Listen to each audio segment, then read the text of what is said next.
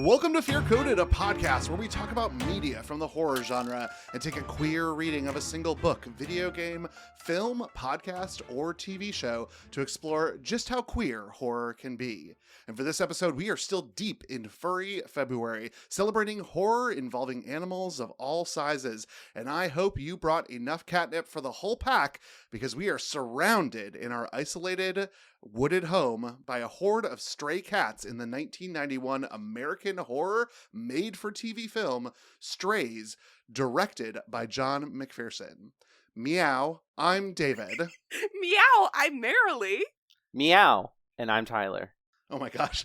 Before we tighten the screws on all of the heating grates in our home, I want to check in with my friends and feline co-hosts. In a landscape of horrors that our real world has to offer, what is making you all scared, or what is making you feel prepared?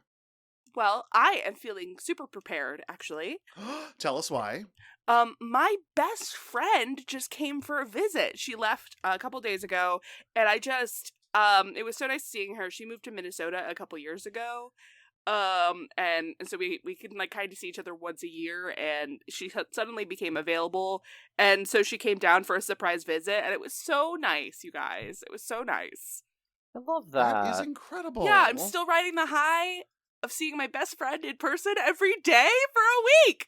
Bestie. And in Minnesota besties are the best besties. It's It would true. be great if she was closer, but I love that she's there. She's bringing the Midwest nice to you.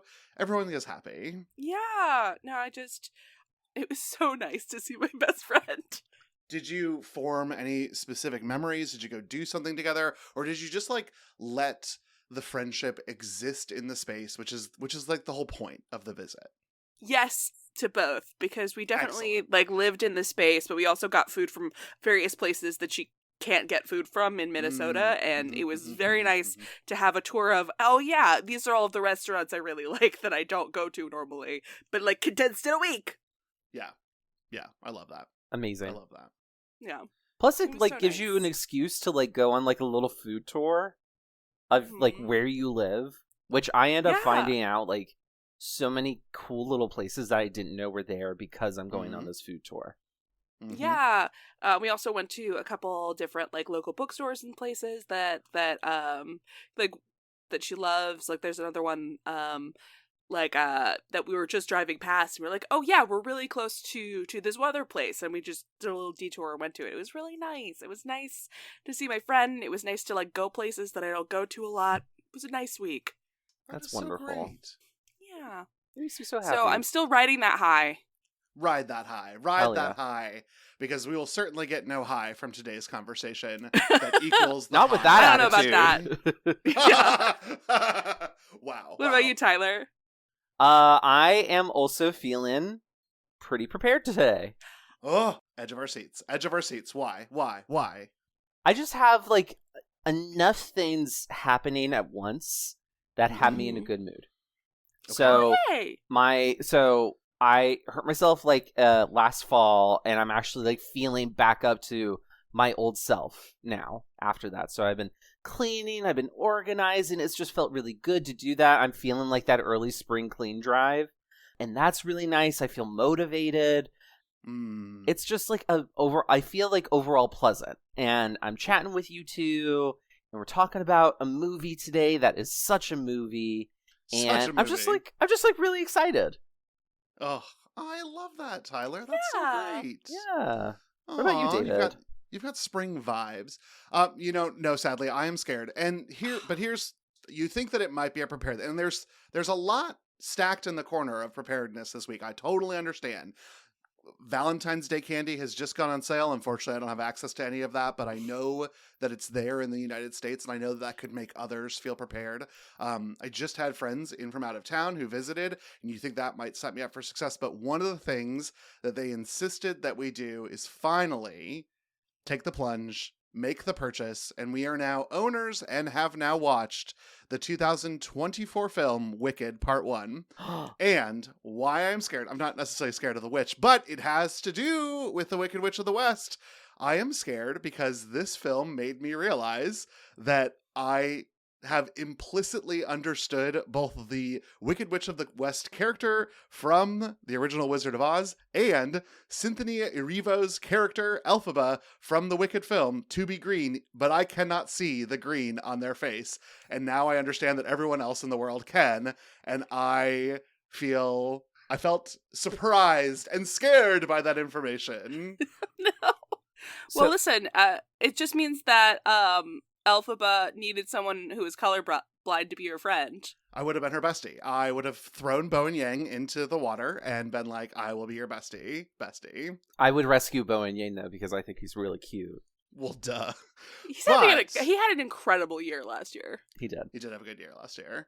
Here's the deal. I did message fellow Glitterjaw host and colorblind aficionado Gavin from the Mixed Reviews to be like, is this just me? And Gavin confirmed that it's not just me, but Gavin also confirmed that, like, we got this out of context, so you don't need to see it all the time. And that's true. I do understand the plot of all of this.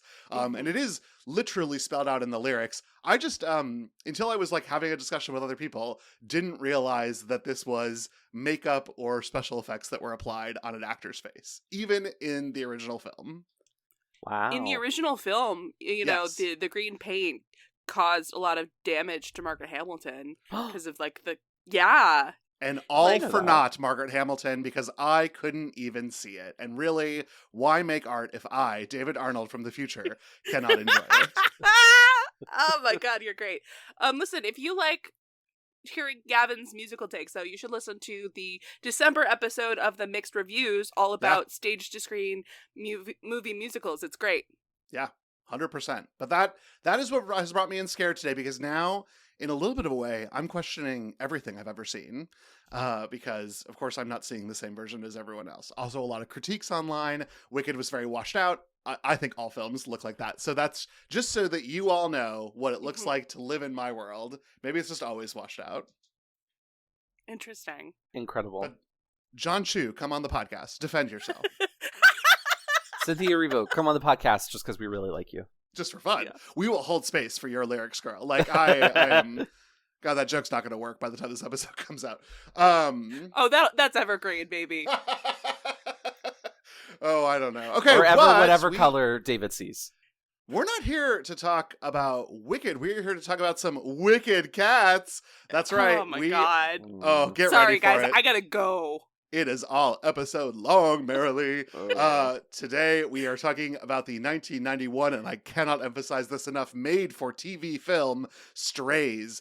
This gem of low-budget horror was written by Sean Cassidy and directed by John McPherson. The film was released on the USA Network in December of 1991, and subsequently was available on VHS for rentals across the country.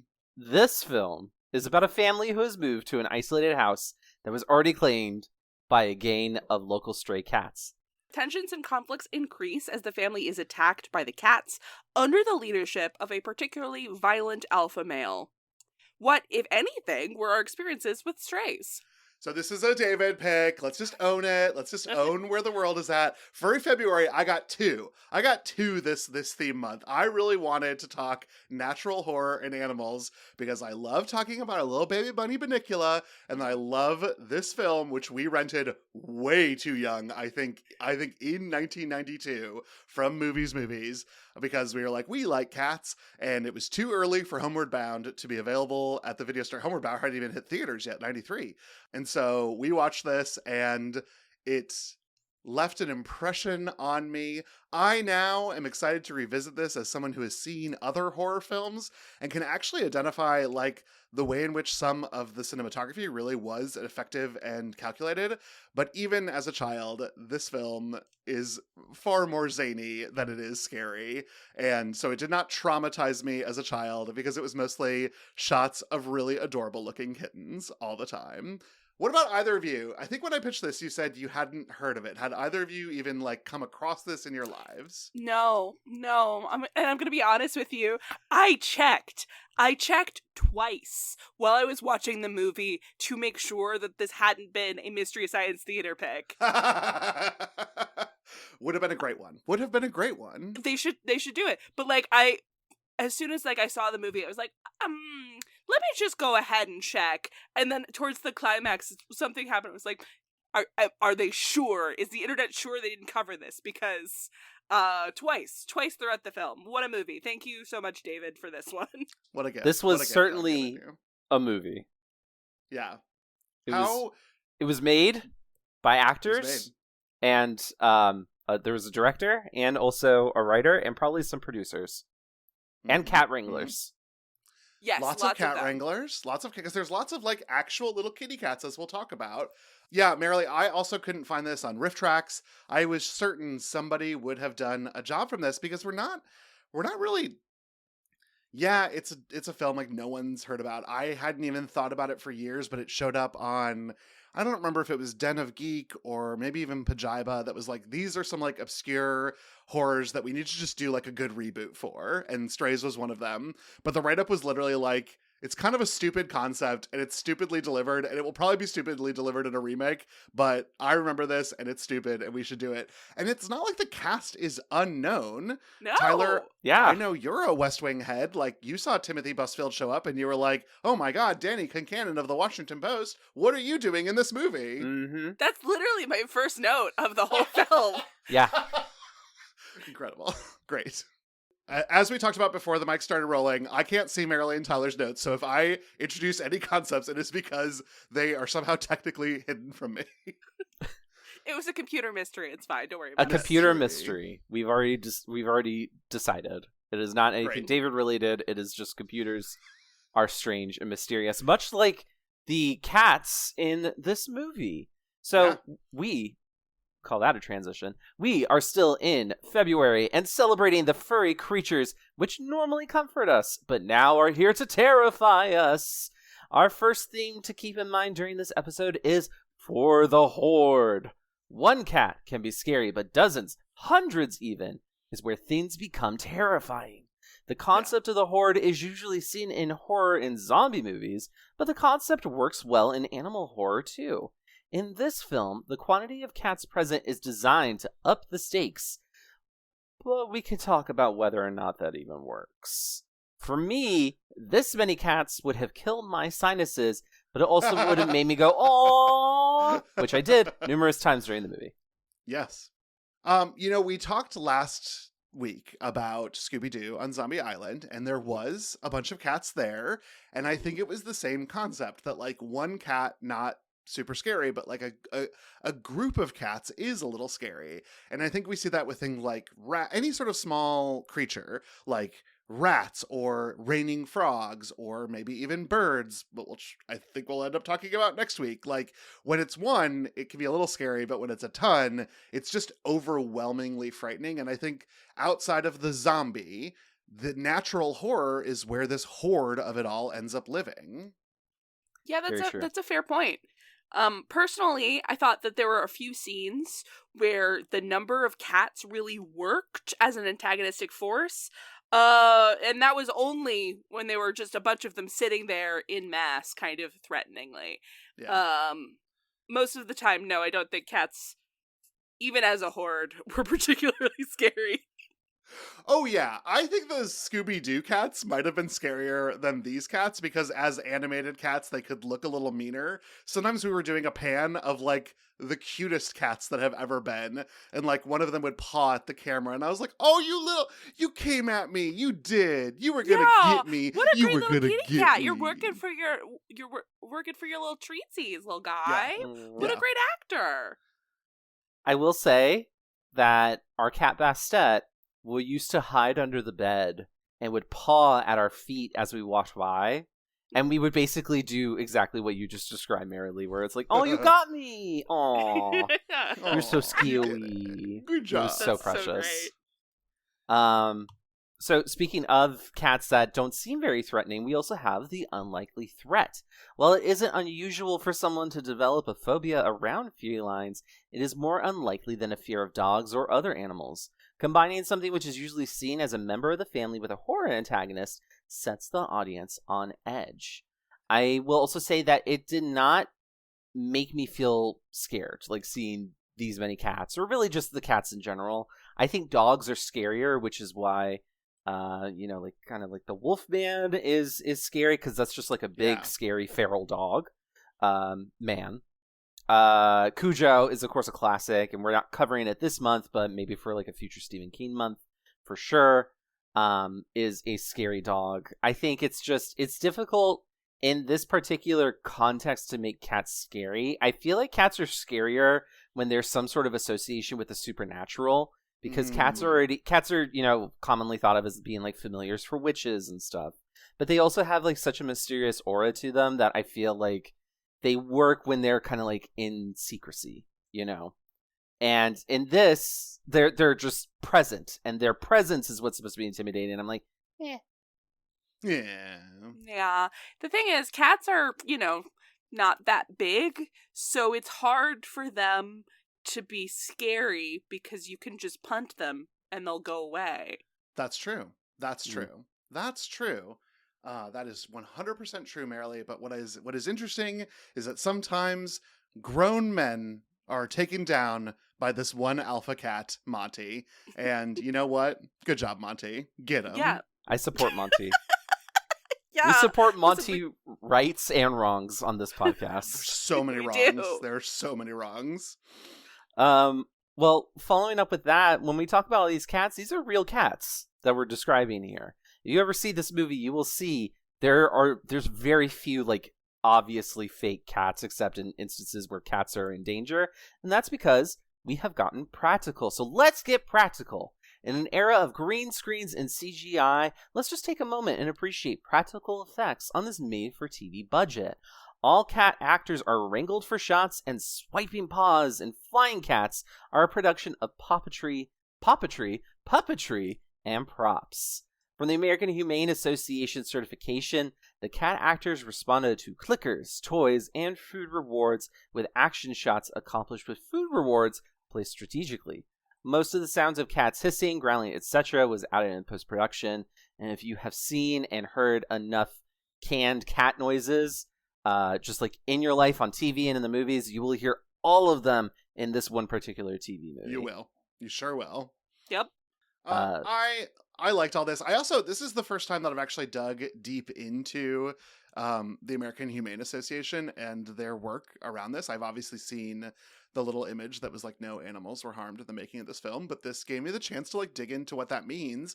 And anytime they make this certification, there is a pretty lengthy write-up of all the ways in which animals are used and treated. And so for this film, that was like a short novella. Like, it was a lot, because it would describe like every scene where there was animal talent. I looked at a couple others just for fun. I do think that like this was really neat to be able to peel back for, and it's one of those things that's like, I read it and I was like, well, this is kind of exactly what I expected. Like, it doesn't seem like a bad thing, and the organization is run completely off of donations, so they no longer even require films to put up the money, because of all the generous support that they've got from animal lovers and other large producers who've given generously. Wow, that's awesome. That's wonderful. You know what else is wonderful? Practical effects. We love her. Love practical effects supremacy here. Of course, I think CGI is really great because you could do things with CGI that are literally impossible to accomplish with practical effects, or seemingly outside what is feasible or budgetarily possible. But God, when you can use practical effects in a movie, it just the visceralness of it all is so good and so pleasant to watch. And it reminds me of 90s kids might remember this, but there used to be like a show on, I think it was like Discovery Kids on weekend mornings, where they would talk about like movies that were being made, and they would do like behind the scenes of some different movies. And I remember they showed the behind the scenes for Starship Troopers. Oh, wow. And it was so cool because as a kid, like, you're being introduced to like how movies are made. And I kind of wish that was more like prevalent nowadays, because I feel like, that we just don't see behind the magic that often as we used to, and as easily. But I think it's cool to know this stuff. Like, David, you talking about how the AHA certifies a movie as being like safe, like all the animal actors were safe. I find that really fascinating. I think that's really cool. I like the minutia of movie making. So yeah, I think that's awesome. I will say that this film now has a slightly different designation than it originally had. The designation now also identifies that, like, this will give people a bad impression of animals. And that is part of how they evaluate films now as well. Is like, does this represent animals in a good light as they are actually supposed to be? And so in the reevaluation, it was like, no, cats don't act this way. Like, No. As Danny says later in the film, I know how cats act. Danny, you hero. I loved you. Spoken like a true previous cat owner, even if he has always hated cats.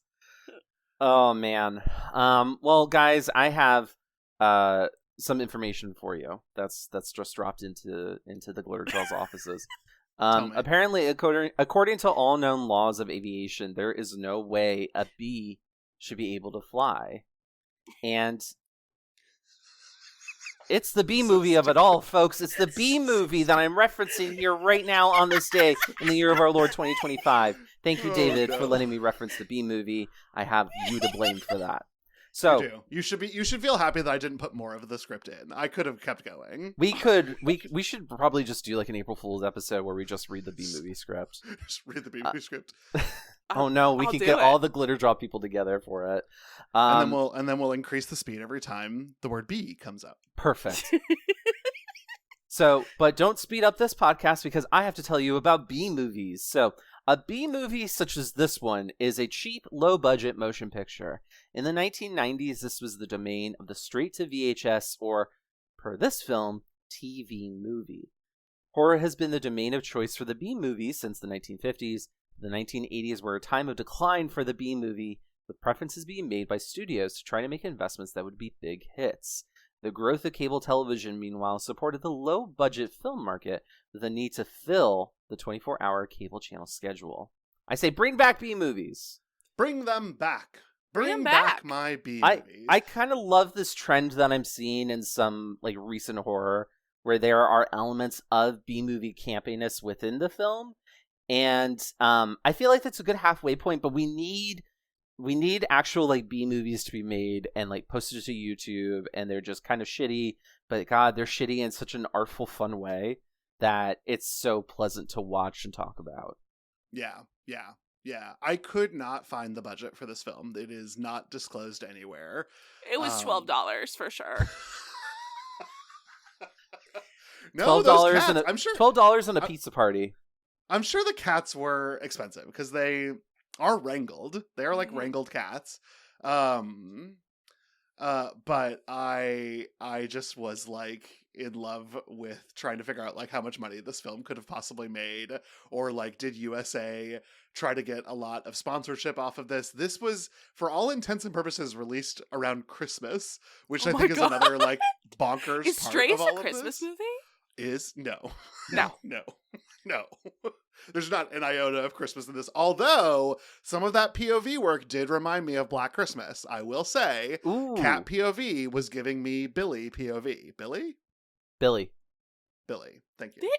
He's called Billy later, but in Black Christmas original, he's just the moaner. The moaner POV. But yeah, I love that this is this our first B movie then, though, do you think, to talk about as a podcast? Yeah, I think so. Yeah. I would say Ginger Snaps gets close, but it's not I would not call that a B movie. Yeah, because it was like elevated. Like we actually had critical things to say. I don't imagine. Who knows what the next hour will hold for us? But I don't anticipate us declaring this to be the 101st film on the AFI Top 100. Like I don't think this is it. Is that where you're going, Tyler? Is that where you're going? You know what? Audiences, keep listening and find out by the end. Oh no. Oh my God. But of course, there are a couple questions that we need to ask in order to evaluate a piece of media for this podcast. The first of which is it horror? What do we think about the film as a piece of horror media? Were either of you scared by all these adorable little kitties? No. Oh, anything? See, I was scared when we went down into the basement. Teep, teep, teep, teep, teep, teep. It's dark. It's spooky. The little guy opens a door, and a little mouse pops out at him. So I wasn't even scared by a cat. I was scared by a mouse, and it was like a jump scare. And you know how that gets me. But that didn't even work for either of you. No. Not Not even even like a a little bit. tingle. Not even. Just nothing. Nope. I mean, I understand and recognize, like, the horror tropes. This is a horror movie. Like, I fully believe that was within the canon. Did it make me personally scared watching it? No. Okay. There are some Okay. shots that I think work, like, technically, and, like, I can sort of understand the menace of the many, many cats at certain points, Mhm. but I just don't think it was very scary. Yeah. Yeah.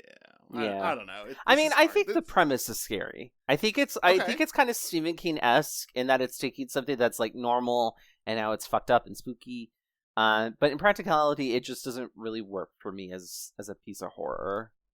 I think it needed a supernatural element in order to Mm. make it, like, fully go over the edge of, like, really, like, going someplace scarily wise. Mm-hmm. Right, like this cat was bitten by a radioactive spider or something. Like we just Something needed like a that, little bit yeah. extra. Yeah.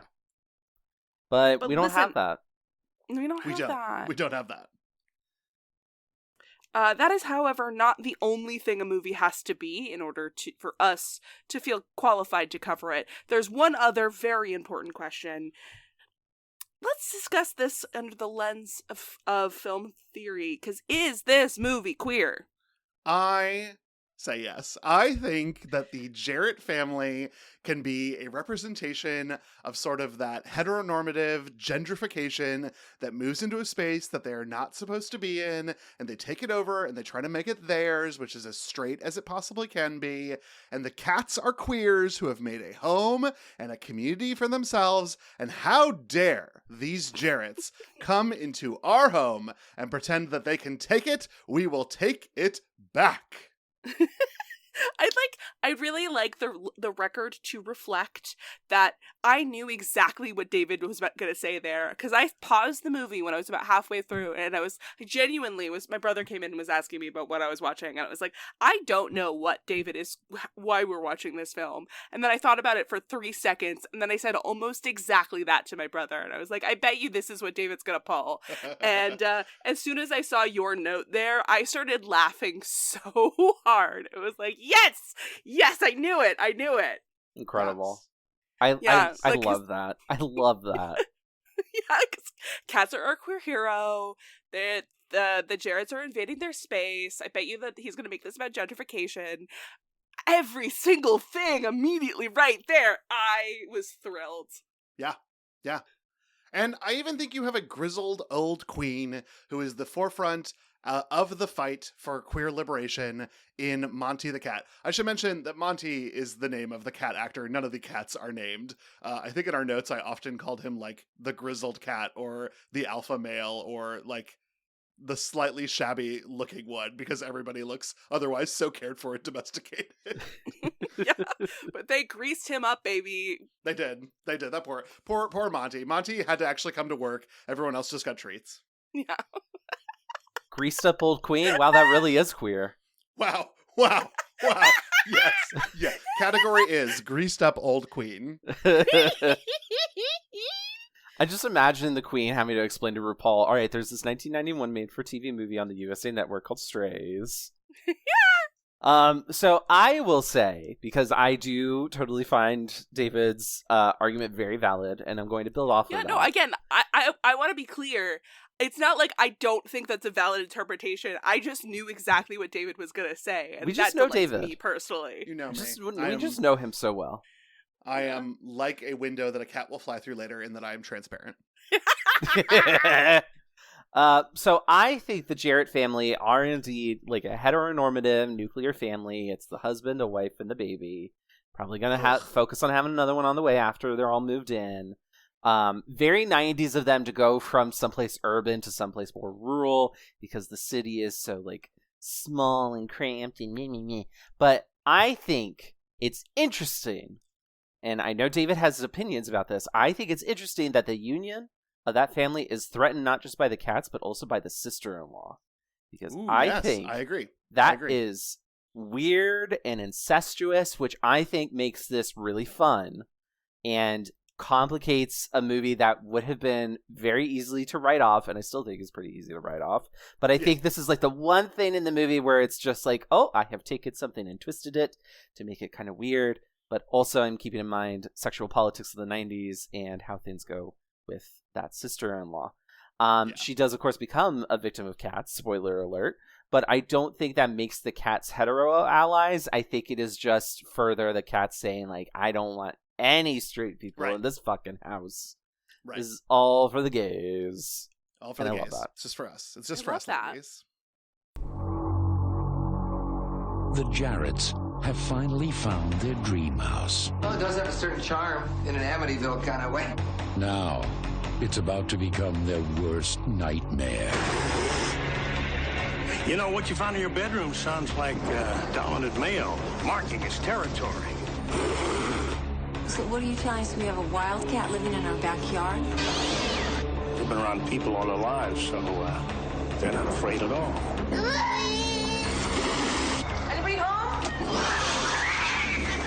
They have 9 lives. We only have one. Kathleen Quinlan, Timothy Busfield, Claudia Christian, and William Boyette. Strays. Well, then, let's jump in to the beat by beat of this plot. Well, the film begins with a very beautiful POV establishing shot as the camera runs through the woods and into a cat flap of a secluded house. We see an old woman. That is how she is cited in the credits. This is not me. Come for the credits of the 90s, not your favorite co-hosts here on Pure Coded.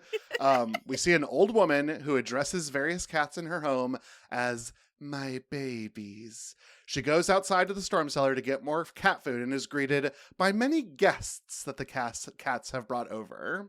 There are so many cats here who are meowing at her and following her, and as she opens the storm door, we get a faint growl that is heard from the woods, and the camera rushes towards the old woman who flees into the storm cellar, and we cut to the title card, Strays. Ooh. With a meow sound effect, to be clear, and So also many meow. the title card is written in such like a Justice 90s font that I was like genuinely is like, what are we doing here as a society? This is pre you wouldn't download a car font, but it is spiritually its father. Mm-hmm. I want to point out that the camera running, I believe, is a reference to Sam Raimi. His Evil Dead movies famously use that POV tracking shot of the entity chasing after the protagonists or stalking them. I think it's very, very effective, and I think it's also a nice nod to a horror master. But I think it is also one of the few very interesting things in a pretty humdrum sort of movie. I'm gonna be honest, gang. David told me that this was gonna be a movie about stray cats killing people, and like I knew that going in. Based solely on this POV shot, I legit thought there were going to be werecats in this movie for a little bit. Girl, same. Ooh. Same. Wow, because the POV is so fast, right? It's like we're hauling. Yeah, no, it's like a supernaturally evil threat. Like this cat is like going after the old lady. And the growling is also like mechanically deepened. So and it's like no cat can make that noise, so it's got to be some sort of monster werecat. Right. Yeah, I legit thought that at some point in the film they were going to be like, yes, it's a supernaturally evil cat. And that does not happen, but I thought there were going to be werecats. Also, God bless this old woman. She is the most I am an old cat woman that has ever been or will ever be. R.I.P. cat lady. Yeah, me in a number of years if I ever get a house in the country or something. Please call them your babies, Marilee. That, her being like, my babies, iconic. Don't be surprised when you hear it as the closing clip in this episode after the exit music plays.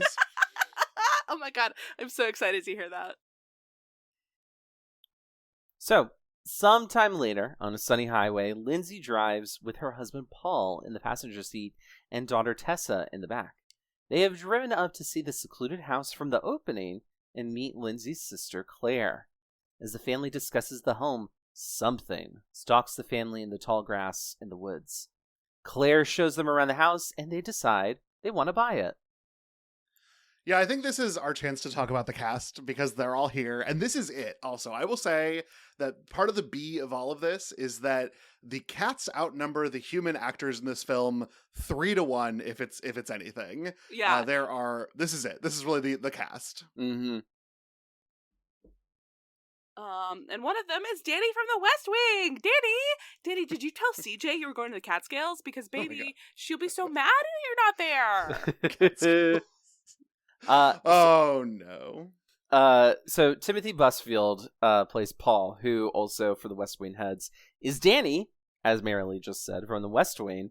And I also know he's the motivating reason why we're watching this movie, because David loves a grumpy, bearded ginger man with an attitude who also is very sarcastic and sassy. You know what? Your thesis is well developed. It is not true, unfortunately. I was in love with Timothy Busfield from 30-something before this film, which also we were probably too young to watch, and is a sitcom that is possible neither of you have ever seen, and is not I've very never good. even heard of it. I have. Do not spend time on it. Do not spend time on it. My mother loves that. Loved that Oh. that sitcom. Was it Well, really a it's sitcom? possible. It was like a drama. Yeah, it was like a drama. It was like Blossom for adults. I don't know how else to describe it. Yeah. In that there were like very special episodes. Anyway, he was neurotic, and that's where I fell in love with him. Today, whatever. It's not really my thing, but yes, I did enjoy looking at him. He has terrible taste in women because both of these women are just awful. I like Kathleen Quinlan. She's been in 1 million things. So if you have watched anything on any major network, she has showed up there, but for like 1 episode or 2 episodes. She's only had a couple recurring roles. And then Claudia Christian as Claire, she has been in a lot. So folks may be more familiar with her. And in this film, she is giving Julia from Hellraiser a run for her money. She is sexy. And I loved that. I did love how sexy Claire was. I did love that as well. Extremely 90s femme fatale vibes. For real. I just want to state that whoever did the casting, the little girl, we're going to talk about her a lot. And I'm sure she does great for a child actor in the 90s. I do think it's extremely funny that both of these red-haired parents have a daughter with jet black hair. Marilee, Tyler, this was a wig, right? I know that I'm not the best wig spotter, but this was a costume wig, was it not? No way. That was such hair. a That was her actual 90s hair. little girl haircut. Yeah. No, the two of you are thinking of a Cabbage Patch doll, not a child. That is a Cabbage Patch doll. Yeah. Well, a Cabbage Patch doll would have acted better. Every time this little girl was in danger, I was like, yeah, cats, get this bitch. I wanted her to die so much. I know that the film was like, we're going to raise the stakes by making you care about this little girl. I do not care. They didn't count on a bunch of queer people watching this because I didn't give a shit about that little girl either, and I wanted the cats to eat her. But also, it's 2 girls that you were complaining about here. It's 2 little child actresses that played this. Is this a Mary-Kate and Ashley situation? It is a Mary-Kate and Ashley situation, yes. Do you know if they also released a song about pizza? No, but it would be incredible. But they're probably resting comfortably in the Bizarro universe where they are their universe's Mary-Kate and Ashley, and they sing about calzones. Oh my god.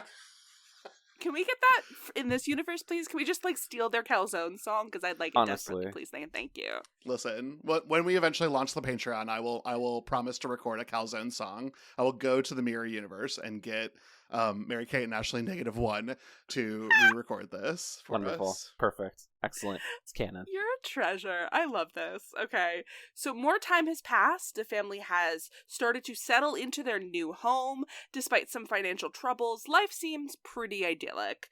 A handyman comes to install a new phone line, and when he comes to the storm cellar, there's a squeaky jump scare. Right after he finished the job, he tells the family they have rats and they should get a cat, but Paul is allergic, so he vehemently declines. This is where the rat jump scare got me, and I am not afraid to admit it. I called it a mouse earlier. I do know now that they were talking about rats, but rats, mice, in this world, they might as well be the same. absolutely insane to me that there's any rat alive anywhere near this house with the number of cats everywhere. Extremely befuddling. Seriously. This rat was like the alpha rat, and that's why he went to attack the lineman. He was like, I'm sick of being the one who gets attacked. I'm going to attack this human. Squeak! And he attacked.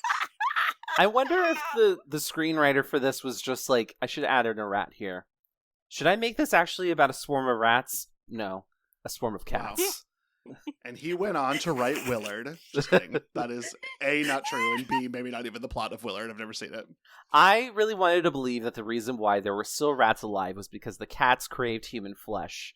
But later on, when we find a dead body that has been sitting there for a while, it's still, like, fine. It hasn't been touched, fine. Nibbled at, or anything. And I'm just like, what are the cats doing? I love They that. should That's eat incredible. human flesh. They should eat human flesh.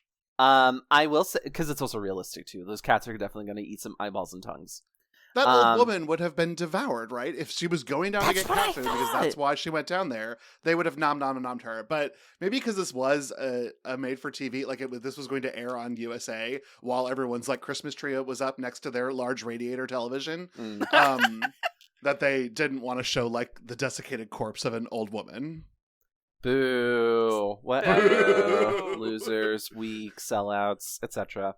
So I will throw a compliment to the story of this movie, because I think more horror movies, especially ones that focus on like real estate, like a house that some people have moved into, should go back to having financial difficulties as a motivator for why they stay in the house. I think it worked in Amityville Horror. That's even though it's not a very good movie, it is one of the most famous horror movies in American cinema. I think it's also very realistic and plausible, because if I had like a crazy ass like mortgage for a house and we were in financial dire straits and we found out that there was a swarm of cats living in our cellar or some sort of evil ghost, I would just be like, you know what? Let's get them some meow mix. Let's provide some herbs or whatever for the ghost, but we can't move because we are too deep in the hole. I think that is a realistic and feasible and very also relevant reason why people suffer in a horror movie. Yeah. I mean, I agree with you. I do think that's true. I don't think it actually applies to this particular film. Because it seem like the family is having some financial difficulties, but it also doesn't seem like they intended to move out. Like, there's no conversation of, we should move, but we can't because of our money. They talk a little bit how they're, like, financially depleted, because they've bought this house, and, the sister isn't paying for her legal fees because, Danny is her divorce lawyer, and the wife, Lindsay, like she's an author, and her last book didn't do well, so like they're not doing great, but at no point did I feel like they were staying in the house because they had put too much money into it. It seems like they're fine for the most part because he's a hotshot divorce lawyer in New York City. Yeah. I'm totally with you on that. Still, like, the fact that they were having difficulties at all reminded me of like this would have been like a good reason to like further complicate the plot if they wanted to, or just like really any horror movie in the future going forward. You focus on a haunted house, maybe throw that in there as a motivating factor. I always like it when they throw that in there. I think that it's fun. Mm-hmm. You know what? Now that I'm really thinking about it, though, it is a little surprising that we never even wonder if the house is haunted. We're instantly like, it's cats. Because I think that if I was in a house and something creepy was happening in the vents, I would be like, oh no, vent ghost. I don't think I would jump to cats, and they make the connection real quick. Well, they make the connection real quick because they're cat pee on stuff and dead rats, so it's not necessarily that they're great detectives, I don't think. Well, then let me tell you, when I become a vent ghost, I'm going to pee on things just to confuse the people who I'm haunting. Make that Marilee's things and not mine, because I did not talk shit about your plans, David. You think I'm gonna haunt either of you? That feels very rude of me. It's nice to know that you're nearby. Aw. Wow. Okay. Well, on the way home from getting supplies to deal with the rats, a cat jumps, or flies onto the car window, and the family has an accident. Everyone's okay, but pretty shaken up. Paul watches a mean-looking gray cat slink away from the scene of the crime. That night, Benny the dog goes out into the woods, barking incessantly, which interrupts Paul and Lindsay's lovemaking. The camera approaches Benny from behind. We get nervous, but it's just Paul coming to get him, and he takes him back inside. I thought for sure Benny was going to get eaten by a werecat. Yes. See, Yes. I know that this wasn't scary even for me, but my tension was high because I didn't want anything to happen to Benny the dog because he looked like a precious little baby, and I didn't want anything to happen to him. The child would have been fine. If she was out in the woods with like a lollipop, get her cats. Mm. I actually had to check, does the dog die, to make sure that Benny would be okay. And the movie has exactly one endorsement saying, no, the dog does not die. But I looked through this whole list trying to see, like, okay, but what about the cats? Because surely the cats are going to be injured or killed or something. Nothing. I think maybe one other person besides the three of us have seen this movie in the last 20 years. And yeah, there is nothing on there else about this movie. We should have been part of the community and added something. I didn't even think to go to the webpage. Oh, yeah. Oh my gosh. I don't think any of the cats are actually hurt, though, so there is that. I think they one look like they were kind of gets it at the end. If it were realistic, it probably would have been uncomfortable for some of them. Yes. Yeah, but it like was a the puppet. mean cat is the one who gets greased up with Vaseline, whose name that we know, but I don't remember at the current moment. He maybe isn't great, but also I think the evil in his heart has kept him fine. So True. Yeah, that's true. That's true. For Strays too. Lindsay does go kind of crazy throwing some cats out of a crib, though. We'll talk about that in a moment. Y'all, we're going to talk about the cats. We're going to talk about them. All right, so the next morning, Paul calls for a tow truck for the car, then heads to work. On his way out, he bumps into Claire at the front door. She kisses him. After Paul goes to work, Lindsay goes up to the attic to set rat traps and discovers a kitten and her mother. They're so cute, and I love them. they're such goodies. The handyman arrives and goes back to the storm cellar, but as he is working, he is confronted by dozens of cats, led by a particularly vicious-looking gray cat, the leader of the strays. When he tries to escape, the leader pounces, and the others follow suit. He tries to reach for the phone, but he dies. Very badly, by the way. The tow truck arrives and hauls away the handyman's truck. Now there is no proof he was ever there. So when you say badly, I would like to clarify, because it almost seemed like you were saying that his death was particularly gruesome. Would you like to clarify your statement badly? The actor portraying this handyman did a poor job dying. Yeah, listen, how exactly did the cats kill him here? Because it looks like he fell over and then died unrelated to the cats. Yeah. Like, did he have a heart attack? He falls over and then dies. He's sustained no injuries. He should be able to get up and be fine, but he's just dead.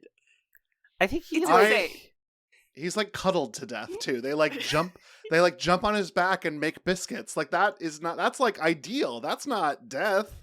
That's what you want. Although if their talons haven't been trimmed, then making biscuits is pretty painful. It can be, yeah, it's true. It can be, but you know what? You Tyler, put not up deadly. with it because cats are adorable when they make biscuits. That's what I'm saying. With their little.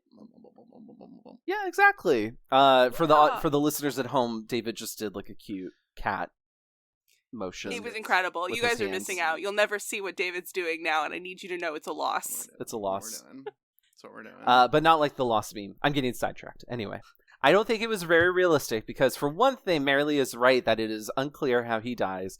I think he falls headfirst into a shelving unit that falls over, and what should have been a boo-boo and a Band-Aid kind of fix instead is what kills him. He falls over and then dies. He's just I dead. cannot be more clear than this. He's like going to call on the phone and he goes like, and then just dies. Yeah. I also think it was unrealistic because the cats did not try to eat his eyeballs or his tongues after he died, nor did they try to steal his soul, and we did not fall into a Catwoman situation either, which would have made this movie far more interesting. Good question. How many tongues does he have, Tyler? Did I say tongues plural? Well, You I did. mean, we don't know. We don't know about this. We don't know. He dies too soon. He dies too soon. He simply dies too soon, and we don't know enough about his character to make an assessment. I'm going to But he assume could have one for made- safety, but He could have made Mrs. Jarrett very happy Very. while Paul was at work. yeah. Boy, this movie is something else. It is something else. That is the truth. I do like this whole. It's almost slapstick. This bit about that they called for a tow truck. The tow driver arrives. He's, I don't know, from California and like a hippie. He tries to knock on the door, gets no response, sees the handyman's truck and is like, I guess this is what they want me to tow. Bye. It is effective in removing anyone questioning where the handyman is, which allows him to be discovered later, which I was really like excited for. I was like, oh my God, they're going to see this corpse and like freak out to it. And spoiler alert, we just don't really end up delivering on that like promise ever. They do discover the body, but it's not as horrifying as I kind of hoped it would be. And mostly because I think all the cats did were like, they were like, ooh, this is like a cool new bed that we got. They never eat him. He just chills out there. Yeah. He's got like a couple scratches on his face that happened later after we see him last. Because again, he did fall over and then die. But it could have been scarier, I feel like. Yeah. The movie. The scenario. Anything with these cats could have been scarier. For real. Yeah. So Lindsay shows the tiny kitten she found to her daughter Tessa. She intends to show the kitten to Paul in hopes that they can adopt the kitten. And I guess by way of proxy, the kitten's mother, who I guess we should just always assume is always with the kitten. Because again, I thought, oh, we're creating a motivation for these cats to go bonkers because like a kitten is in jeopardy. That never pays off either. Meanwhile, in New York, which is like a 2-hour train ride away, we are led to believe, Claire and Paul are meeting in his office to discuss her divorce. Apparently, Claire was having an affair while her husband was out working. Paul comforts her just in time for Lindsay to arrive with the kitten, and she becomes jealous of what she sees. Y'all, we're going to get to it. It's fine.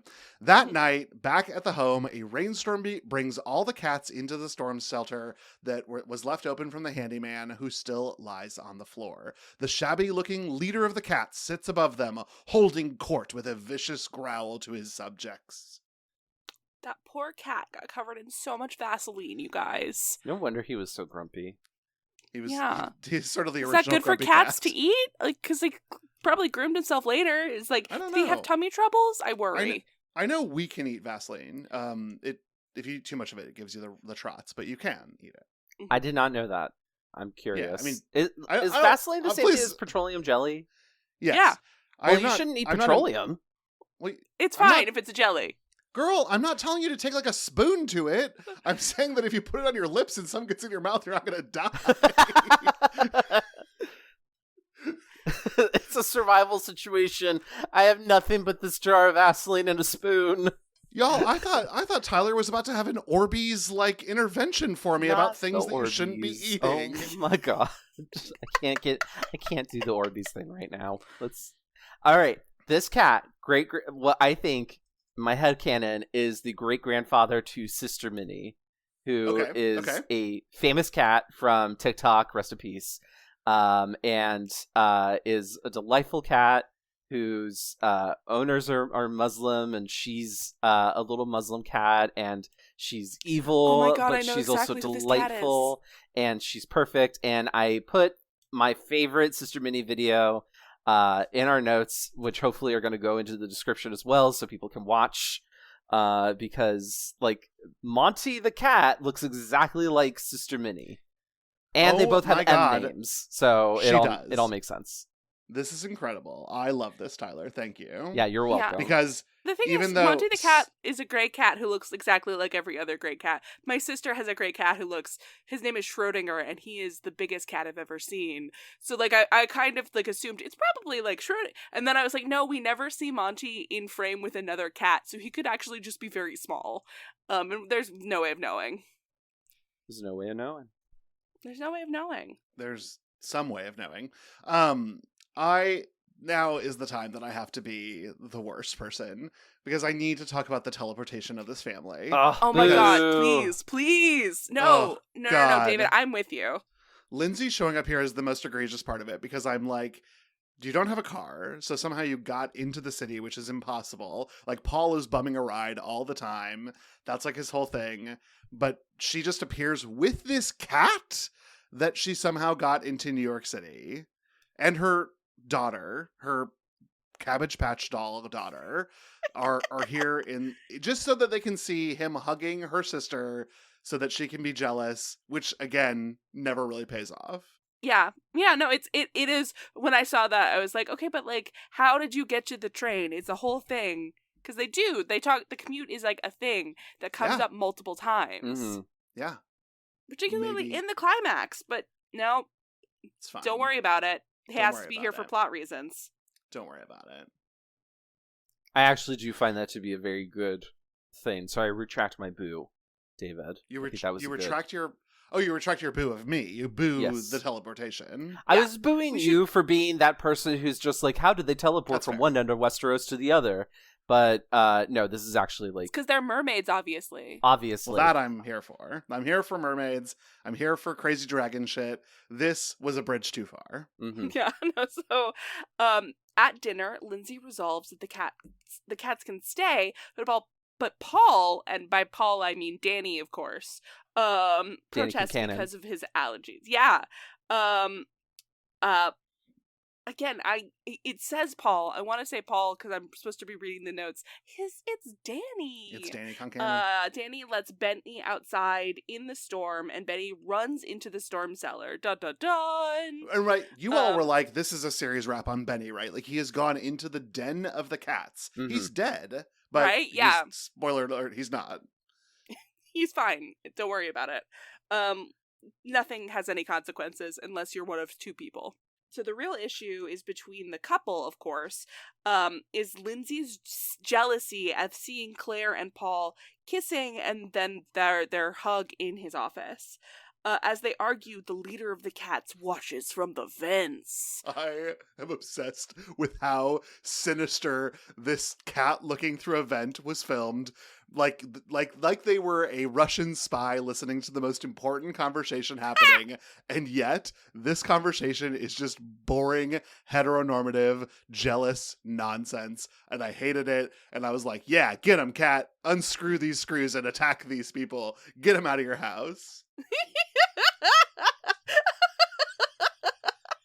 Monty was like, you can't even bring me good stories, you boring ass straight people. Oh, you're jealous. Who cares?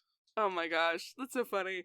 I personally, this is not like necessarily in the text, but I imagined a history of Claire stealing Lindsay's boyfriends to make things like make more sense and a little bit more interesting for me. But you're so right, David. It was a pretty boring thing. I think this is also around here where I gave up on werecats making an appearance. Aw, dang. Aww. Yeah, I was like, no, okay, David did say it was just cats. It seems like it is just gonna be cats, I guess. Sad. And this is like the halfway point of the movie, too. Yeah, so this whole time I was like, when is the giant werecat gonna show up? Nothing. Or, honestly, Marilee, when are any cats gonna show up? There were some moments that I was like, where are the strays? Bring out the stray cats to murder someone. I know that's what's going to happen in this film. Why is it taking so long to get to the fireworks factory here, guys? Like, jeez. Well, we had to make a pit stop at the boring straight couple jealousy factory first. Now, again, only okay because Claire is hot. Claire is hot, so seeing her be hot is fun. Yes, true. So I liked that.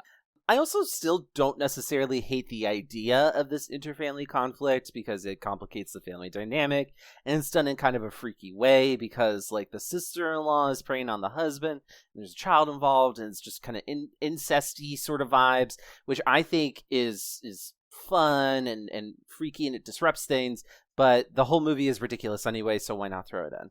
Here's the problem, though, is I just don't think the movie did it well. I think they fumbled this premise, and it could be interesting in better hands because I also kind of like this idea of like the mundane sort of like difficulties and conflict thrown up against something that is totally unrealistic and almost supernatural that it's happening, because it just throws everything into topsy-turvy and there's no telling what's going to happen.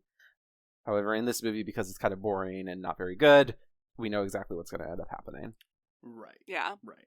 So the next morning, Paul wakes up to a dead rat on the floor by his bed and his clothes stained with cat urine. Paul demands the cats go away today. Today! Paul calls for Benny the dog, and as he looks for him, Paul sees the open storm cellar and closes the door. Finally, Paul finds an injured Benny under the porch. They call the vet. Amazed he was still alive, frankly. I know. I know. I was nervous. This is where I felt like I was being told that the cats are the enemies, but they're really cute. But I didn't want Benny to get hurt, and Benny was a good dog actor, good canine actor, and he looked hurt, and he acted hurt, and he had some sort of blood, mud, some sort of makeup on to make me convinced that he was attacked by feral cats, and they did a little bit more to him than they did to the human being they downed earlier. Mm-hmm. I think the feral cat has really good aim. Yeah, no, because if you pay attention in these scenes, like there's cat piss on the pillow right next to right where like Danny's face was. All of his shirts had like cat pee on it, but I don't think it was necessarily like her clothing either. I think that there's something there about like a dominant alpha trying to like intimidate his male rival.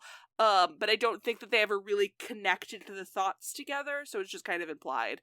Yeah, I'm totally with you on that line of thinking, Marilee. I also think it's kind of like there's an opportunity for some sort of supernatural element of like, oh, Monty the feral cat knows that Paul is the one that doesn't like them, and so is going to go after him specifically because he doesn't like the cats. But I think it's close. If we were to apply logic to such a silly movie, I would agree with you that I think he sees like, oh, it's another alpha male. I gotta mark my territory, blah, blah, blah. Right. I also need you both to know that when I was watching this to like put together the notes and things, my interpretation of the events, which is almost certainly not accurate, was that Monty, the alpha male gray cat, was successful in unscrewing the screws from the vent, went and pissed on things, and then went back up to the vent and somehow re-screwed them back in. Because that was how I first like sort of read. Because he's a werecat. Because he has human hands when he wants to. He's extremely dexterous. Magic. Yeah. Just what a way to be in your movie, I suppose. Mm-hmm. So next up, the vet has cared for Benny the dog, bandaging his scratches. The vet insists that it couldn't have been cats, but agrees to check out the kitten and its mother in the attic. When they describe the cat that they saw when they had the car accident, the vet surmises that it may be the kitten's father, a dominant male gone feral. Paul continues to complain about the cats, and then the vet pulls a gun on him. Unhinged film, unhinged left turn, but it was just a water pistol, and that is the vet's solution for the strays. Because he says, and I quote, "See, cats hate water." I do love that he also specified that it could cause untold psychological damage to the cat when sprayed with water. And Marshall, who was sitting next to me, said that is true. Stop. I mean, I guess I can appreciate that if you had gone into this film and you knew nothing about what a cat was, or that cats famously don't like water, this would be nice table setting to be like, hey, did you know cats don't like water? Yeah, you know, if you're an alien, then this is your first experience to most things on Earth. Perhaps that is important information that you needed to know. Or perhaps you lived in a house where it was only dogs and cats were verboten. And you had never seen a cat before, and also you were 7 years old. Yeah. Maybe if you were David's age when he first saw this movie, and you had never seen a cat before. Maybe. Yeah. I will say the vet is my favorite part of the movie. Oh, God, really? He's so funny. He's so funny. He was like, especially because he was just like, It's like a real life vet was told, okay, you're in a movie where a bunch of cats go feral and try to kill people, and they're like, that's ridiculous. You want me to say this? This goes against my entire professional credibility. And then he's being told to say these lines, and he's really pissed off about it. But fun fact, he was played by William Boyett, who mostly played detectives and cops on TV shows like Perry Mason. I will say, William, that we definitely prefer you as a healer of animals. However, you are also long dead, so... and he got the, and billing on the film, so he was, the Git of the cast.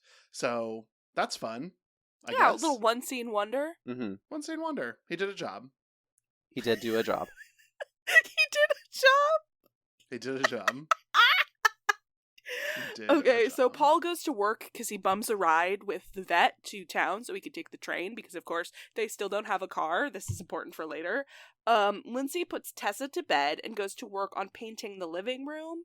She hears something upstairs and she goes to check on Tessa, finding her crib overflowing with cats. But she isn't there. Instead, Lindsay finds the leader of the cats attacking Tessa, who is hiding in the closet. She rescues Tessa and they go to hide in another room, in the bedroom, while cats scratch at and through the door. My God. Lindsay braces the door with furniture, but the leader of the pack is getting in through the vent because remember, he can unscrew it with his very dexterous little paws. Lindsay thinks quickly and splashes him with water from a vase. She calls Paul at the office in a panic, but she can't hear him. He still heads home because he gets his little dad radar and is like, there's something wrong here. And then borrows his secretary's car. Yeah, but we won't see Paul for many, many, many scenes because Paul is actually taking the normal amount of time to drive to home, which is why the teleportation was such a problem earlier. But it's not the only use of teleportation because, wow, Tessa, girl, enroll in Charles Xavier School for Gifted Youngsters because you booped right out of that crib and right into that closet, and I don't even know how that happened, truly. How did she get out of the crib? When I was watching, I was like, isn't she too old for her crib? She looks like a relatively large child.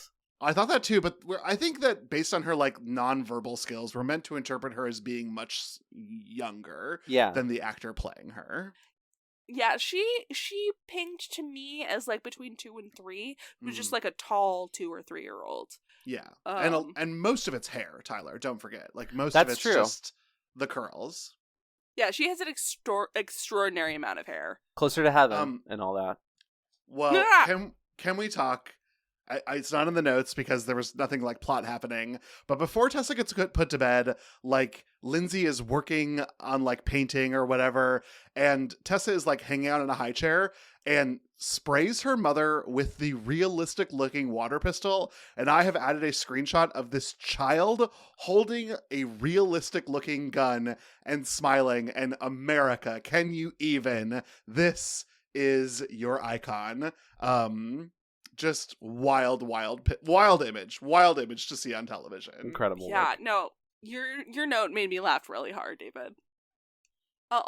Also, I just want to say that the crib overflowing with cats, I think that kind of worked. Her opening the door and seeing where her baby is supposed to be, just full of cats that she doesn't know anything about, just these potentially wild animals. That worked. I thought that would be really scary. It does immediately lessen the stakes for the rest of the movie, however, because she's able to pick up these cats and just toss them out of the crib. So I don't know why they're supposed to be threatening. Supposedly they do scratch her on the face, but it seems like you can handle these cats pretty easily, my girl. I don't know why you are so scared of them. I think I think Lindsay should probably have gone to the hospital by the end of this picture where to get checked out for cat scratch fever. 100%. Because she definitely got some worms in the brain at the end of this movie. And I even want to explore, Marilee, you are exactly right with that this works, because I think that if we were dealing with a different animal and we had walked in and seen a crib overflowing with rats in that same level of being really, really, really close together, I would have been terrified, but because it was cats, I was like, that seems ideal. Like, I would love to be surrounded by that many cats. Like, that seems like heaven. Yeah, I get where that's coming from.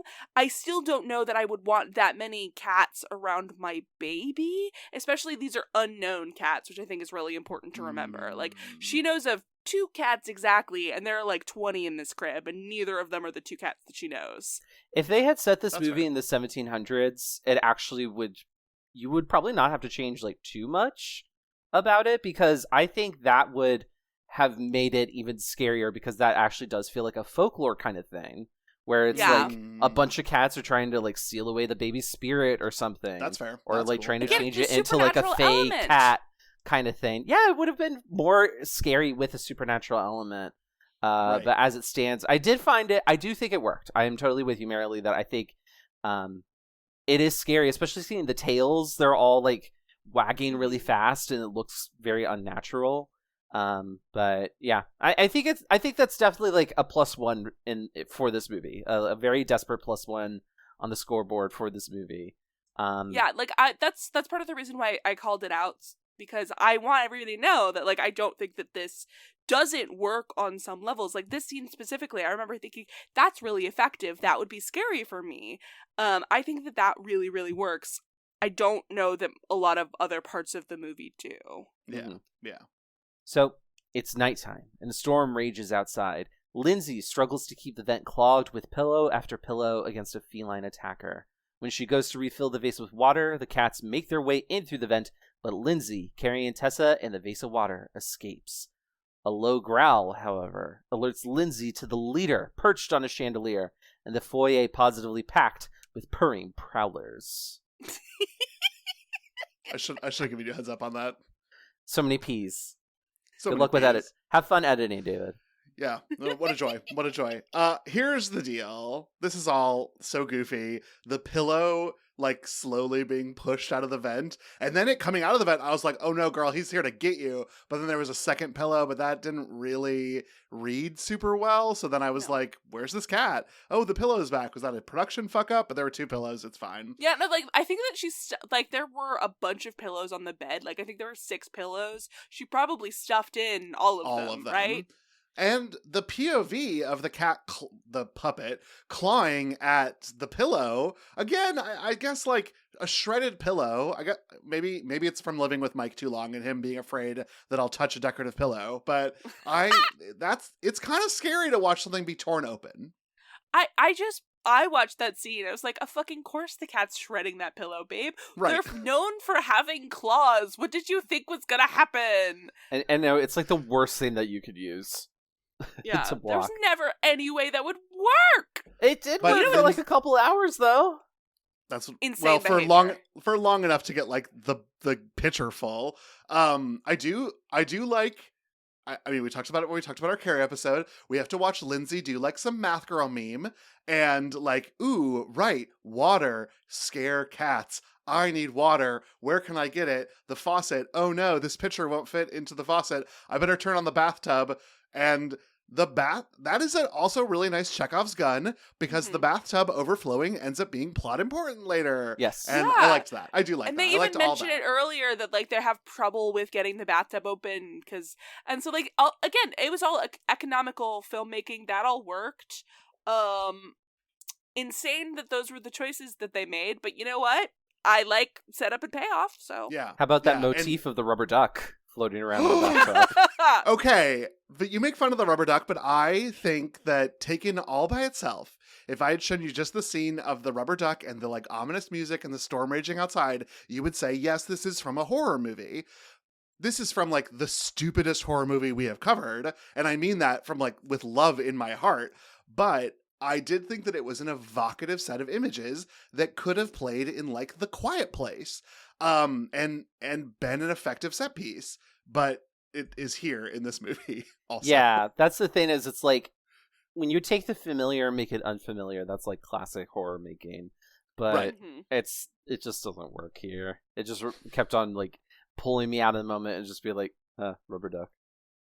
Oh, the rubber duck didn't work. It like literally like pulled you out. I mean, I wasn't that far in, David. I had a couple toes in it. You know what Unlike does those work, pillows. though? What does work, at least for me, was that shot where, like, there's no cats, but then she looks up and then there's every cat. Yes, Marilee, fun. I loved that. I did. I loved that. I loved the idea of how on earth did they fucking get this done, because you can tell that they are cat actors. It was really, really good. It was effective, and it did creep me out a little bit until we then cut to Monty swinging on the chandelier like a fucking villain who's twisting his mustache. I know. Oh my god. Monty, baby, what are you doing up there? Honey. Just why? Just why? He's like, welcome to my lair. It's too much, but I did love the foyer of all the cats there. I did think that was fucking awesome. Yeah, that worked. It does work. Well, Lindsay uses the magic vase of water that she has and escapes out the front door just in the nick of time, because Monty like pounces at the door the minute she closes it, because he is a torpedo. I don't know if you remember this, but like he has some sort of magical powers of flight. And she runs into the storm cellar. Girl, why? But okay. Finding the dead handyman, and just again, it's giving nothing. But here we are. She uses the phone that he had. He had like a magic phone to dial the police, and then she runs back outside, seeking shelter in the small playhouse. You see, the cats won't come outside because you see, cats don't like water. I don't know if we remember this. This is really important. And that's why I was baffled why they kept going to indoor locations, which famously cats would come to, but whatever. In a mangled mix of traffic and incompetence, Paul is delayed in getting home, but Claire arrives and lets herself into the home. Lindsay locks Tessa in the playhouse and runs back inside the house, but it's too late. The lead cat attacked Claire and knocked her over the banister, and she has fallen dead on the floor.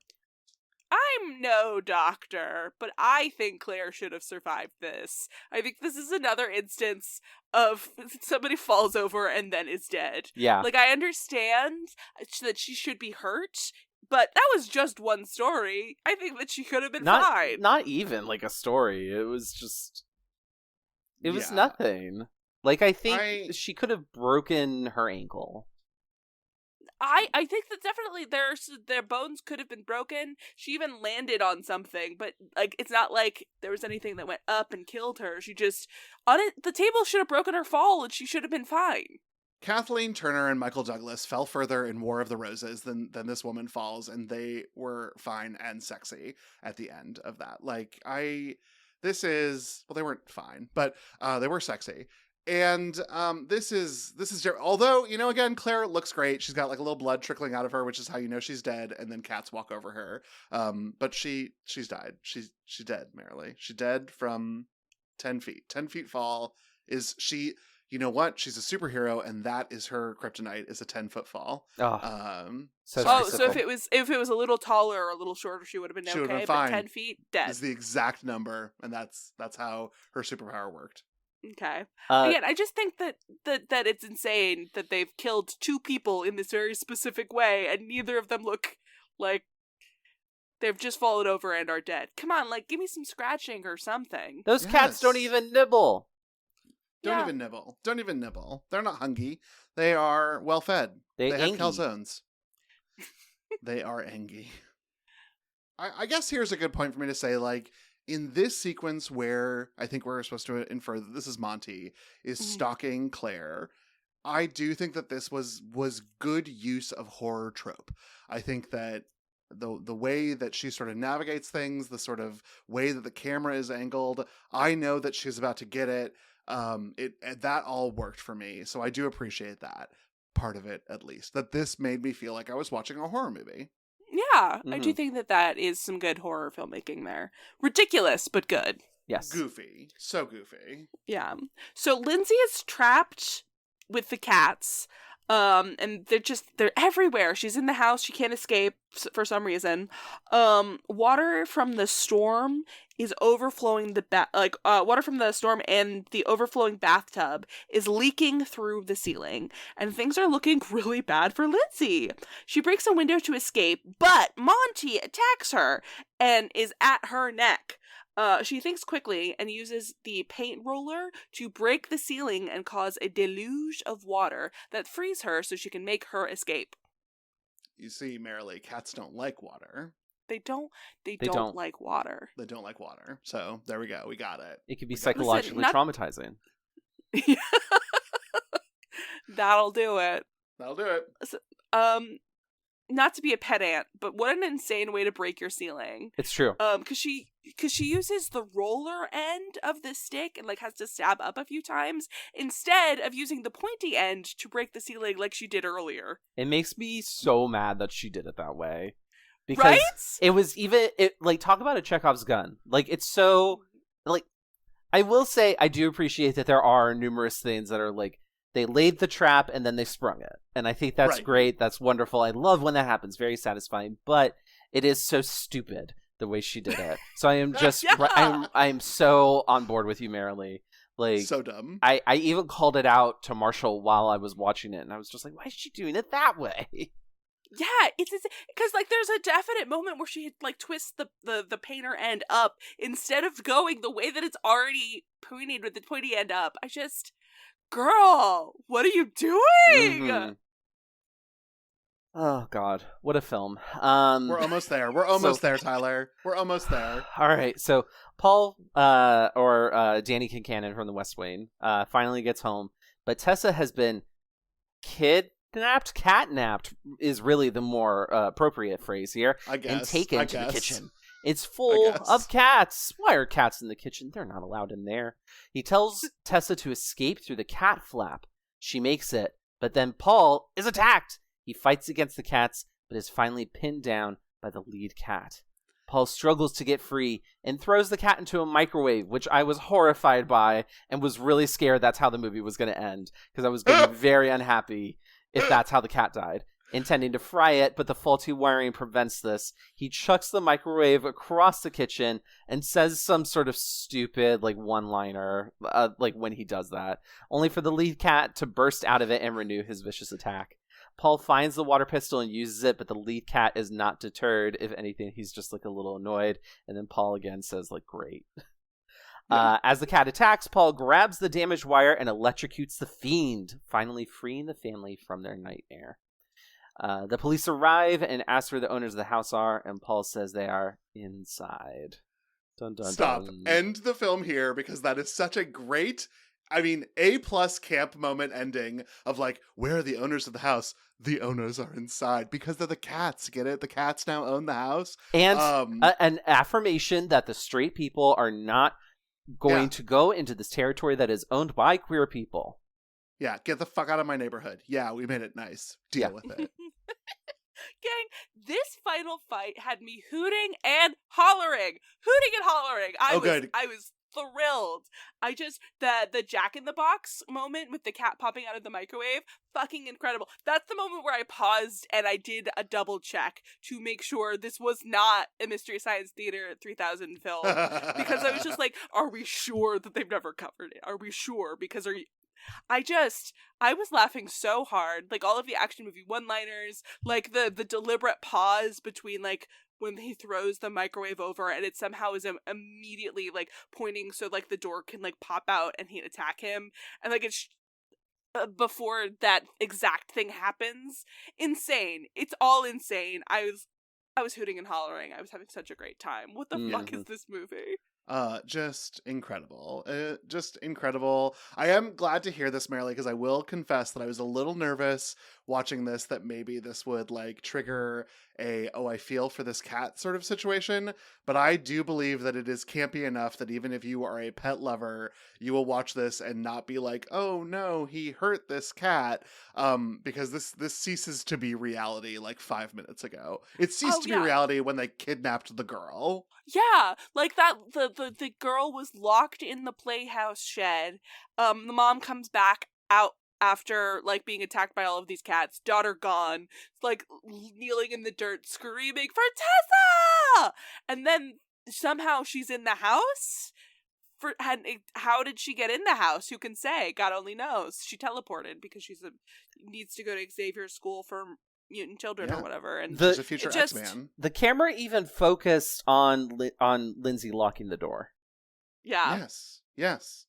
But you see, Tyler, Monty can unlock things. That's his deal. He's very unlocks dexterous, more. so they kidnap the child, and then they have her huddled in the corner of the kitchen for some reason, and they're all just hanging out with her, being weirdly aggressive but not doing anything. Insane.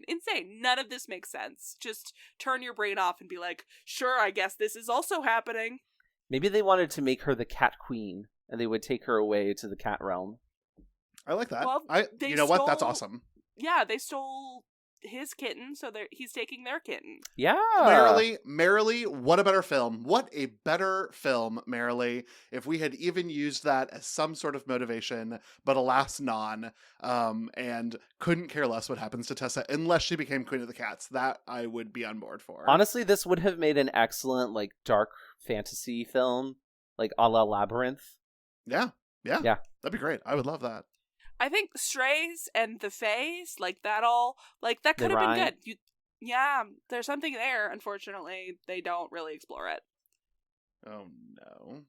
Well, that is not the end of the film, because sometime later, the family has packed up and moved all of their things out. We learn that animal regulation has taken all of the cats away, but as the family drives away from their once idyllic home, the camera zooms under the porch and reveals the small kitten remains.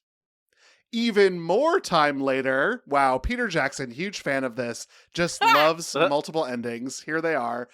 Even more time later, a real estate agent shows a new couple the house, and the camera POV and sound of footpads on the ground lead us back into the house through the cat flap. And under a black nothing title card, we hear the surprise of the couple, but they say it's just a cat.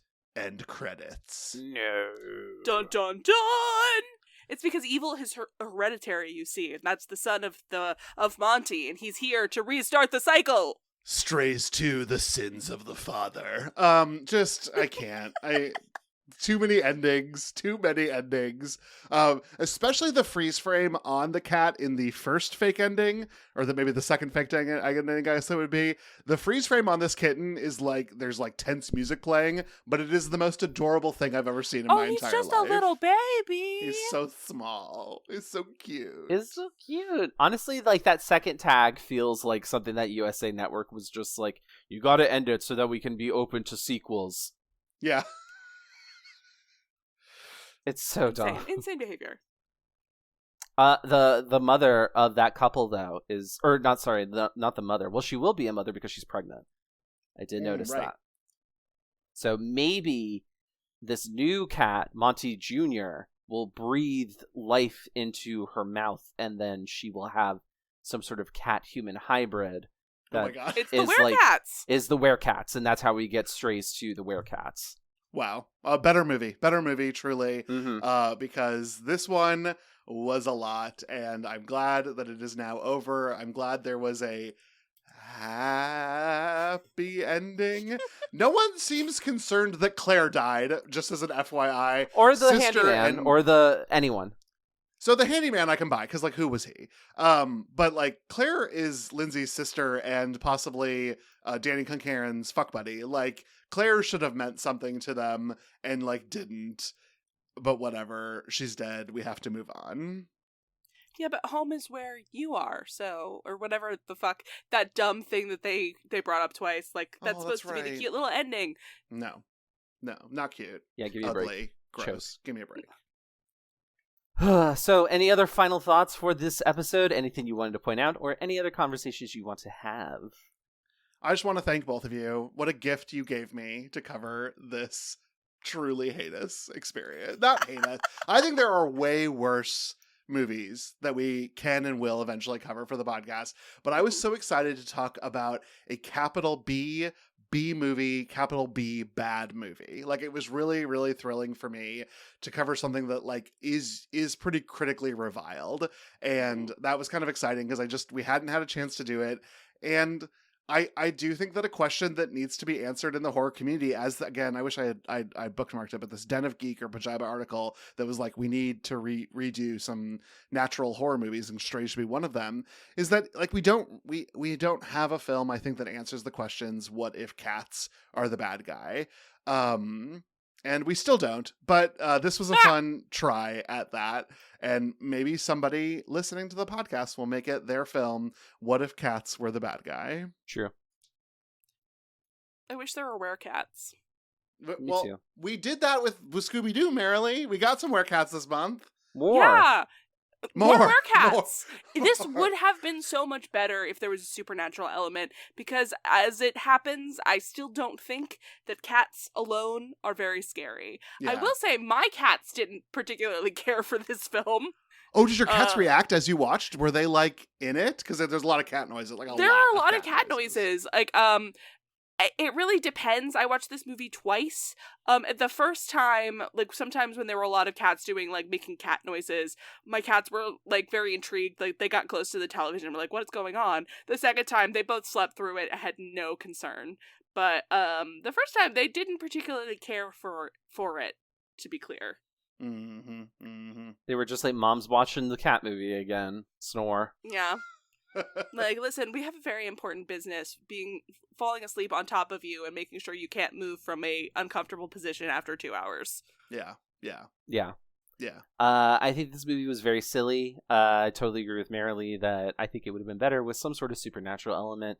Pet Sematary kind of figured that out, and then this movie just kind of didn't. So I don't know. Hey, Mystery Science Theater, please, I'm begging you to cover this one. You'll have a great time. Yes, indeed. Very true.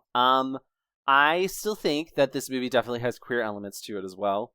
I think our argument about the cats being kind of like queer coded and saying like you cannot move into our territory, this is our space, not yours, is still very valid. I just wish that if there were some sort of supernatural element, I'm thinking about this if this were made today, and like Robert Eggers is the one picked to direct the remake. I think it could be a lot of fun.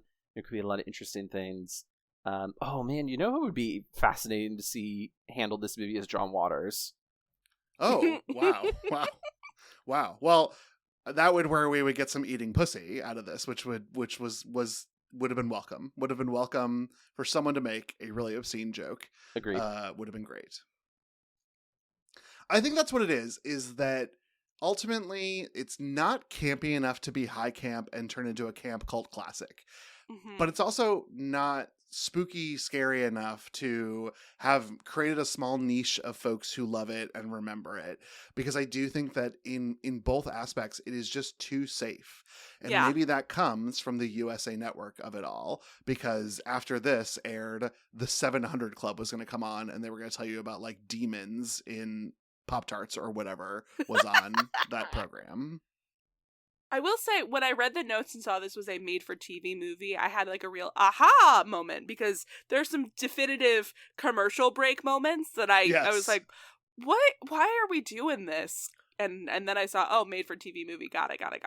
Well, in fact, I meant to ask both of you, how did you watch this? Well, it was free on YouTube. Mm-hmm.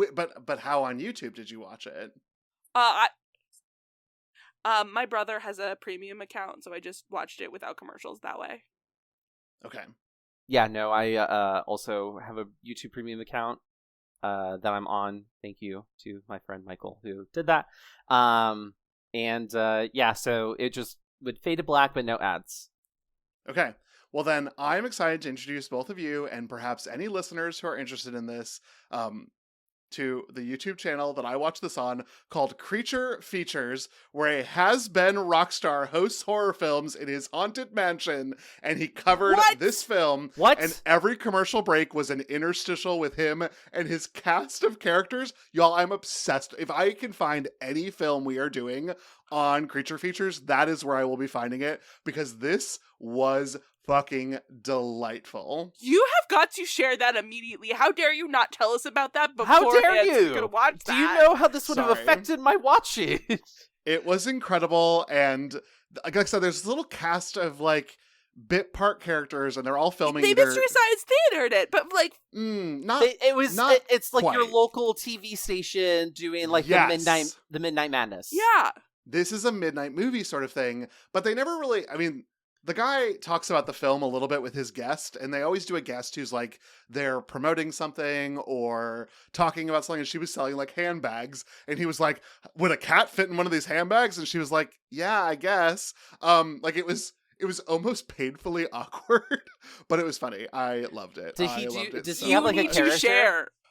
He has no.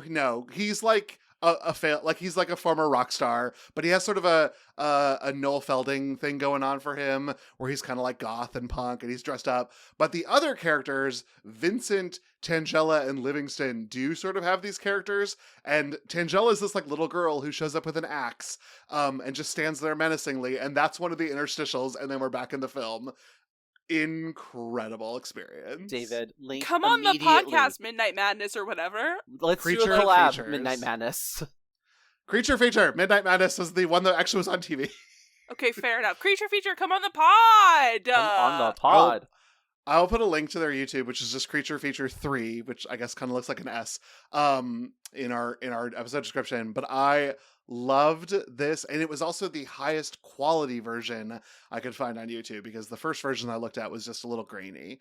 So hopefully you found something pretty decent in quality. Not that you needed it, but I just wanted something that was a little bit more defined. Honestly, I was going to say it would be great if, like, because Derek has so many videotapes from the 90s that he has recorded, like, to get, like, an original presentation of Strays on the USA Network before they had Monk and Psych and Burn Notice and all that stuff. And just, like, all the ads, Christmas commercials from 1991, like, that would have been sweet. I would watch that. Sorry, I'm just so betrayed that David didn't tell us about this. I would have loved to watch that version. Sorry. I guess you don't really love us. That's okay. We see how it Anyways, is. the thing. Yeah. See how it is.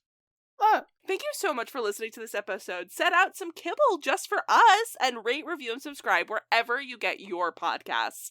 You can connect your static crossed phone lines directly to us at FearCodedPod on Instagram and Blue Sky. This podcast, of course, is a proud part of the Glitterjaw Queer Podcast Collective. If you'd like to listen to more queer media podcasts, you can check out the full roster of Glitterjaw shows at glitterjaw.com. And join us next week as we conclude Furry February by taking to the skies.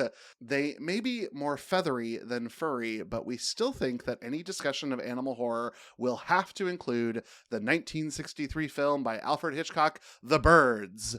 But for now, we will simply say, meow bye. Meow bye.